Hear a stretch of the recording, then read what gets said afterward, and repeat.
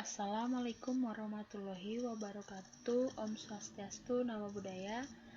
Salam kebajikan. Perkenalkan, nama saya Deborah Pardosi dengan NIM 1815003. Saya dari Prodi Pendidikan Biologi dengan mata kuliah MPMBS dengan dosen pengampu yaitu Dr. E. Handayani Tias. Saya dari Universitas Kristen Indonesia. Pada kesempatan kali ini, saya akan menjelaskan tentang kompetensi guru atau dosen. Di dalam kompetensi guru atau dosen, dia terdapat 4 kompetensi. Yang pertama adalah kompetensi pedagogik, yang kedua kompetensi kepribadian, yang selanjutnya adalah kompetensi sosial, yang terakhir adalah kompetensi profesional. Nah, kompetensi guru merupakan di mana di antara itu ada perpaduan antara kemampuan personal, keilmuan, teknologi, sosial, dan spiritual secara menyeluruh membentuk kompetensi dasar profesi guru yang mencakup penguasaan materi, pemahaman terhadap peserta didik. Nah, di sini guru harus mampu memahami materi yang akan dijelaskan kepada peserta didiknya supaya pada saat menyampaikan materi, guru harus menguasai dari pertanyaan peserta didik, dari isinya, dan bagaimana guru menyusun RPP dengan baik. Kemudian pemahaman terhadap peserta didik. Di sini pemahaman terhadap peserta didik, guru harus mampu memahami setiap peserta didiknya. Dia keadaan galau, keadaan gelisah, dan keadaan apapun. Kemudian pembelajaran yang mendidik. Di sini pembelajaran yang mendidik maksudnya guru harus mampu memberikan contoh-contoh yang ada pada kehidupan sehari-hari. Kemudian pengembangan pribadi dan profesionalisme. Pada guru itu harus profesionalis supaya mampu memberi arah terhadap peserta didik yang akan diajarinya. Kemudian di sini kan tadi ada 4 kompetensi guru. Kita akan membahas yang pertama adalah kompetensi pedagogik. Kompetensi pedagogik itu merupakan kemampuan di dalam peserta didik yang meliputi pemahaman atau landasan peserta didik, kemudian pemahaman terhadap peserta didik, kemudian pengembangan kurikulum atau silabus, kemudian perencanaan pembelajaran, kemudian di sini ada pelaksanaan pembelajaran yang mendidik, evaluasi hasil belajar, kemudian pengembangan peserta didik untuk mengaktualisasikan. Nah, di kompetensi pedagogik ini, guru harus mampu memahami peserta didik, di mana kita sebagai guru kita harus mampu memahami peserta didik kita, apakah dia mampu menerima pembelajaran dengan cara yang diberikan guru, dengan cara diberikan kayak seperti menyampaikan suatu video, apakah peserta didik mampu menerimanya. Kemudian di sini juga harus dilaksanakan pengembangan kurikulum atau silabus. Di dalam pengembangan kurikulum atau silabus ini, peserta didik biar lebih luas pemikirannya tentang tidak selalu monoton. Kemudian di sini harus dilaksanakan dengan perencanaan pembelajaran. Misalnya guru harus jika saya memberi misalnya dengan media PPT presentasi, maka guru tersebut harus memberikan video supaya peserta didik lebih mengerti apa yang disampaikan guru terhadap materi yang akan dibahas pada hari ini. Kemudian pelaksanaan pembelajaran yang mendidik. Misalnya di sini pelaksanaan pembelajaran yang mendidik, guru harus membuka pembelajaran dengan doa, kemudian menyampaikan materi, itulah yang dikatakan dengan isi. Kemudian di dalam terakhirnya guru harus memberikan sanggahan atau pertanyaan kepada peserta didik, dan guru harus menutup pembelajaran itu supaya terdidik peserta didiknya. Kemudian guru harus mengevaluasi hasil belajar. Di dalam evaluasi hasil belajar ini, apakah itu bisa diterima peserta didik atau tidak. Kemudian dalam melaksanakan kemampuan mengelola peserta didik di bidang pedagogik ini ada 7 kemampuan yang tercakup di dalamnya. Yang pertama tadi kan sudah dijelaskan tentang mengenal karakteristik peserta didik. Inilah hal yang utama di dalam memulai pembelajaran. Jika si peserta didiknya ngantuk, maka otomatis guru harus memberi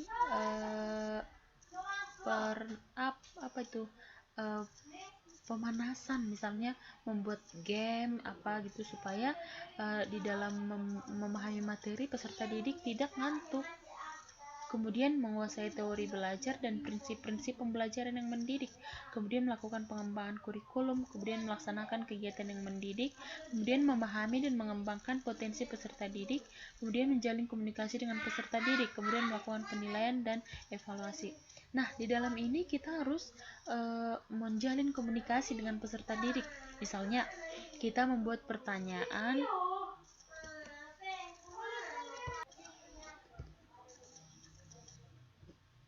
Kemudian kompetensi yang kedua itu adalah kompetensi kepribadian. Kriteria kompetensi kepribadian ini meliputi yang pertama itu adalah bertindak sesuai dengan norma agama, hukum, sosial, dan kebudayaan sosial Indonesia. Kemudian menampilkan diri sebagai pribadi yang mantap, stabil, dewasa, arif, dan berwibawa. Kemudian menunjukkan etos kerja, tanggung jawab yang tinggi, rasa bangga menjadi dosen guru, dan rasa percaya diri. Kemudian menjunjung tinggi kode etik profesi guru dan dosen, di mana setiap perkataan, tindakan, dan tingkah laku positif akan meningkatkan citra diri dan kepribadian seseorang selama hal itu dilakukan dengan penuh kesadaran yang digunakan sebagai sumber kekuatan, inspirasi, motivasi, dan inovasi bagi peserta didiknya. Nah, kompetensi kepribadian ini guru harus mampu menunjukkan pribadinya itu, dimana dia berwibawa, dia mantap sebagai seorang pengajar, kemudian dia harus bertindak dengan norma seperti yang tadi, bertindak dengan norma agama dan sosial, di mana di dalam penyusunan, misalnya di dalam penyusunan RPP atau rancangan pembelajaran itu tahap yang pertama itu dilakukan dengan awal atau pembukaan dilakukan dengan berdoa, kemudian bisa juga dibuat berdoa berganti-gantian antara peserta didik yang satu dengan yang lainnya. Kemudian bisa juga kita yang mengawali, kemudian ada peserta didik juga yang melanjutkan dengan berdoa. Kemudian kita harus memberi pribadi kita, di mana kita sebagai pengajar harus berwibawa dan bertanggung jawab apa yang kita berikan, materi yang kita berikan kepada peserta didik kita. Seperti yang dikatakan tadi itu harus dilakukan dengan penuh kesadaran. Penuh kesadaran itu maksudnya pribadi kita sendiri itu harus bertanggung jawab di dalam suatu pembelajaran yang dilakukan di sekolah. Kemudian itu yang ketiga itu adalah kompetensi sosial. Nah, dikatakan di sini kompetensi sosial yang dimiliki oleh dosen atau guru itu, guru harus diwajibkan dapat berkomunikasi dengan baik dan dapat bergaul secara efektif dengan siapa saja, teristimewa kepada peserta didik, juga kepada tenaga kerja, kependidikan, serta orang tua atau wali. Dosen atau guru mempunyai kecerdasan interpersonal sebagaimana Howard Gardner dalam teorinya The Seven Smart, serta semakin berkembangnya kecerdasan yang lain sehingga menjadi multiple smart atau kecerdasan saja, kependidikan, serta orang tua atau wali. Dosen atau guru mempunyai kecerdasan interpersonal sebagaimana Howard Gardner dalam teorinya The Seven Smart, serta semakin berkembangnya kecerdasan yang lain sehingga menjadi multiple smart atau kecerdasan saja. Nah, di sini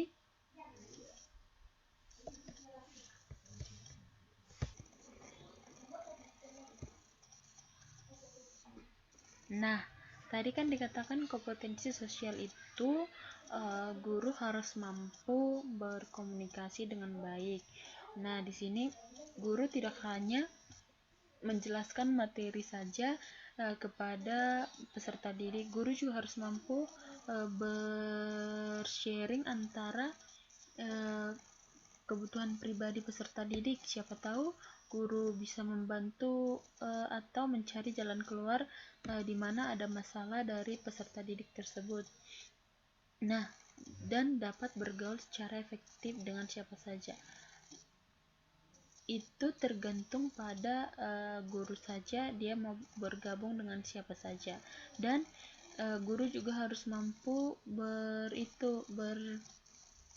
bergaul dengan kependidikan atau tenaga kerja atau orang tua atau wali, dimana jika ada suatu masalah peserta didik, guru harus mampu berkomunikasi dengan orang tua atau wali dari peserta didik tersebut.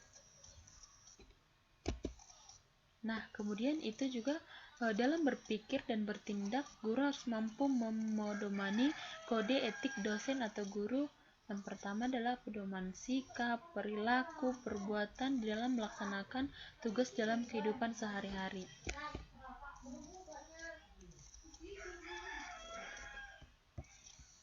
Kemudian yang terakhir itu adalah kompetensi profesional. Ini merupakan kompetensi yang keempat dari kompetensi guru atau dosen. Di mana kompetensi profesional itu dia merupakan salah satu kemampuan dasar yang harus dimiliki seseorang guru atau dosen, di mana dia merupakan salah satu faktor penyebab dalam menyelenggarakan pendidikan di sekolah. Tuntutan profesional seseorang dosen atau guru itu mampu menjalankan tugasnya mutlak diperlukan sebab sekali dosen guru mampu mengajari dampaknya agar menghancurkan beberapa generasi ke depan. Nah, dikatakan kompetensi profesional seorang guru harus mampu bertanggung jawab atas apa yang disampaikan kepada peserta.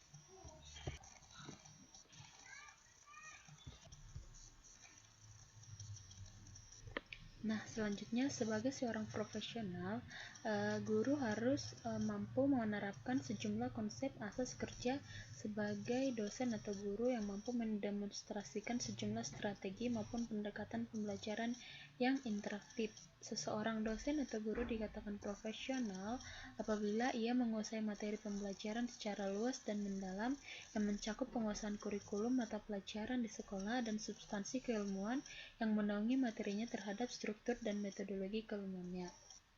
Nah, di dalam kompetensi profesional ini, guru harus mampu mengambil pendekatan pembelajaran yang mana lebih cocok terhadap peserta didik, dan guru harus mampu memahami materi pembelajaran itu secara luas dan mampu menerangkan materi pembelajarannya dengan memberikan contoh-contoh pada kehidupan sehari-hari yang terkait dengan materi yang disampaikan oleh dosen atau guru.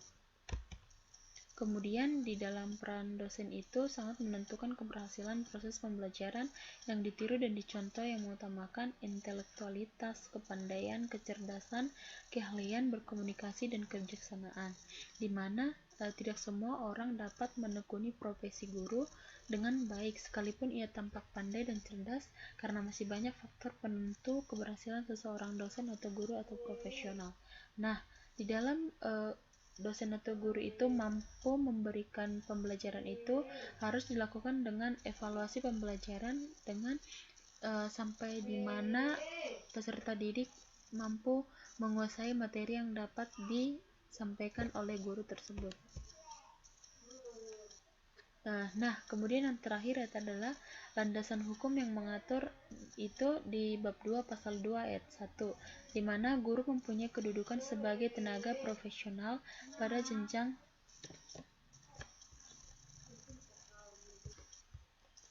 Nah, yang terakhir adalah di sini dikatakan landasan hukum yang mengaturnya adalah di Undang-Undang Nomor 14 Tahun 2005 bab 2 pasal 2 ayat 1. Di mana bab 2 pasal 2 ayat 1 berbunyi, guru mempunyai kedudukan sebagai tenaga profesional pada jenjang pendidikan dasar, pendidikan menengah, dan pendidikan anak usia dini pada jalur pendidikan formal yang diangkat sesuai dengan peraturan perundang-undangan.